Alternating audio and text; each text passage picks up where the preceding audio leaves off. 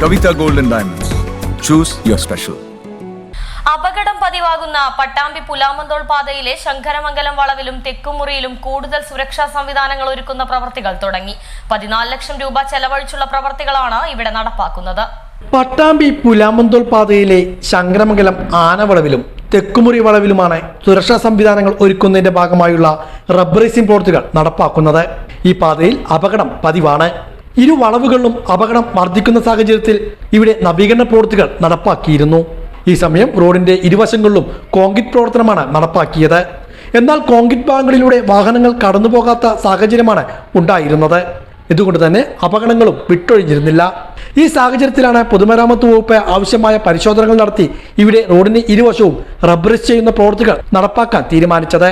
പാലങ്ങളിൽ concrete ചെയ്ത ഭാഗങ്ങളിൽ നടപ്പാക്കുന്ന ആധുനിക രീതിയിലുള്ള സംവിധാനമാണ് ഇവിടെ വളവുകളിലും നടപ്പാക്കുന്നത്. 14 ലക്ഷം രൂപ ചെലവഴിച്ചാണ് ഈ പ്രവൃത്തികൾ നടത്തുന്നത്.